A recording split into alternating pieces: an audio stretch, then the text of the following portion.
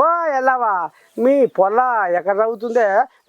మా బుజ్జి పట్నంలో హాస్టల్లో సర్కారు బల్లె చదువుకుంటుంది, సర్కారు హాస్టల్లో ఉంటుంది అని గిట్ట తీగ రకాలు తీస్తాడు. కానీ సర్కారు హాస్టళ్ళల్లో బుడపోరగాళ్ళు ఎంత బాధపడుతుర్రు, ఎంత సీతమ్మ శర ఎలా పోసుకుంటే ఏ రకంగా ఇబ్బంది పడుతుర్రు అనేది తల్లిదండ్రులు ఎరుగుతలేరు. ఇగో గిది చూస్తే ఏమంటారో ఏమో చూద్దాం.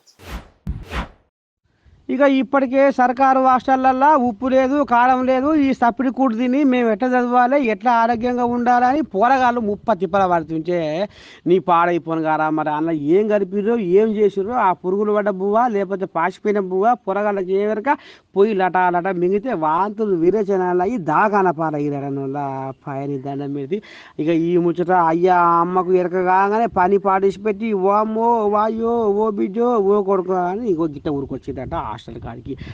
మరి ఈ సర్కారు అధికారులు ఏమి చేస్తున్నట్టు, ఉండే వాడని ఏం చేస్తున్నట్టు, ఉండే మరి వంట మనుషులు మరి ఏం కలిపిరి, ఏం చేసిరి, గిట్ల ఎందుకు మరి ఈ బుట్టపోరగాల పానాలతుడి చెరగాడబడుతురు అనేది ఎక్కడ అంతుపట్ట లేకుండా పోతున్నాడు.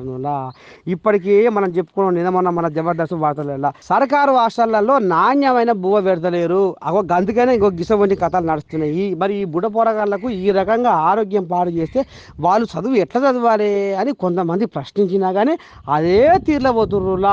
ఇప్పటికైనా మరి రేవంతం అయ్యే ఏ రకంగా ఆలోచన చేస్తాడో ఏం కథ కానీ మొత్తానికి సర్కారు హాస్టళ్లలో సర్వనాశనం అవుతుందిలా ఈ ఫుడ్ సలగుండా.